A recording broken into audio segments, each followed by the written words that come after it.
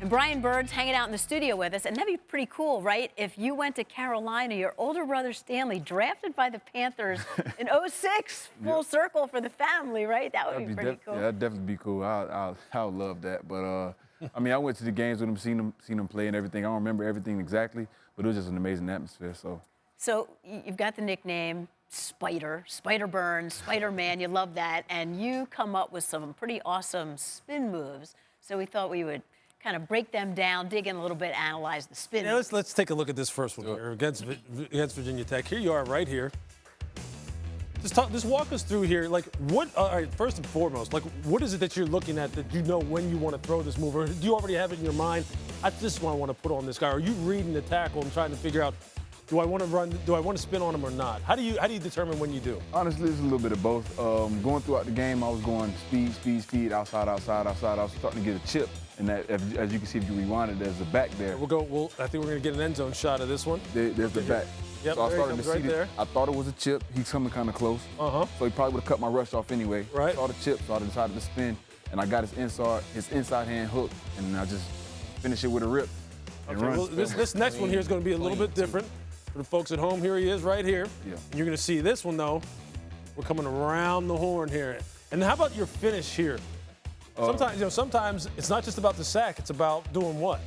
Getting that ball. It's all about the ball. Absolutely. But basically on this one, I kind of had a slow get off, so I hesitated a little bit, ran the hoop, and used my length to my advantage. Now, how much research or studying are you doing on each guy going into week to week? How much studying are you doing on that tackle, seeing tendencies and looking at his front foot? Is he slow to back pedal? Yeah. Are you looking at those things going week to week? Yeah, I definitely am. I look for a lot of tendencies from their stance to their kicks to how wide their punches are. So. All right, here we got another one. Walk us through this one here. This was basically a stunt, not a stunt, but a pressure that we did. I had a one gap move, so I gave him a little hesitation, knocked both his hands down, and rallied to the ball. You had somebody rushing outside of you, I believe, here. Yeah. We're going to have my boy D-Jack. Yep, here, so you're coming in here. Yes, sir. Yeah, that's a little hesitation, getting the lean. Go ahead and finish on the ball. You got the offensive tackle looking like a lighthouse, head down, just going, oh, where'd he go? Where'd he go? So it's almost as if, just like it's Peter Parker in real life and then it's Spider-Man, it's kind of like you've done that too, right? Because if there was maybe one thing that the NFL teams were pointing at to how you're going to make a transition to the NFL, it was your power and your strength. So how have you addressed that? That's something I've been working on daily. I've been looking at film, watching guys that are known for their power and their speed to power, their long arms and things like that. So I've been really studying and trying to transition that onto the field itself. You know what I mean? So, and also putting on the weight that I put on for the combine through that process is also going to help me to my speed to power. You put on 21 pounds since the season ended. That's not easy. How do you put on 21 good, healthy pounds in that short amount of time? Honestly, I just followed the regimen that Exos had for me in Arizona. I followed it to the T. I met with the nutritionist every day. It wasn't easy, but I was willing to put the work in and check that box off. What does that look like?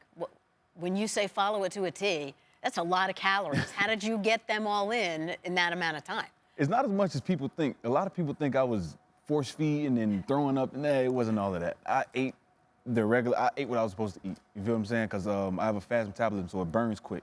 But I ate enough to really, I guess, even that out, make it equivalent. So just like they had big shakes for me, they had protein shakes for me, I ate every time they told me to eat. They gave us 3 meals. I ate all 3, cooked by myself, and I had some peanut butter jellies late at night. And my brother cooked for me a little bit too. So all of that ties in. You get 21 pounds and you constantly working out, and it looks good. And then we got to see at the combine, you actually added speed. Yeah. I mean, so we know it's good weight, but what's the flip side of that? Besides the food, what are you doing to make sure that all the weight's going to the right places? It's just eating right. I mean, in college, it's a combination of they wanted me to play comfortably, like at what I was comfortable at. They wanted me to play at that weight, but it was also I wasn't eating the right things in college. You know what I mean? So when they gave me the knowledge and the tools to eat right and to work out twice a day and put on that weight, I took full advantage of it. When you put on that much weight in a short amount of time, there's no secret. teams are going to start to question, how do you do something like that naturally? How did you address that with teams when they asked you that question? I don't know, you hate to even say the word PEDs, that comes up. How did you address that?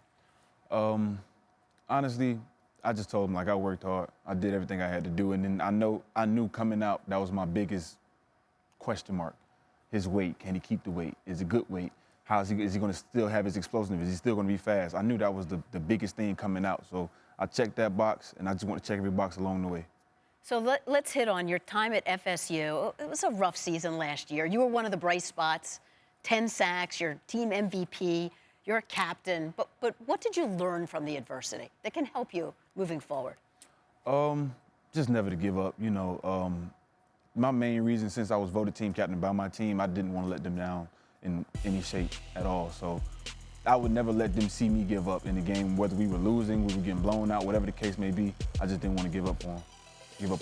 Your head coach, Willie Taggart, said something that I thought was really impressive.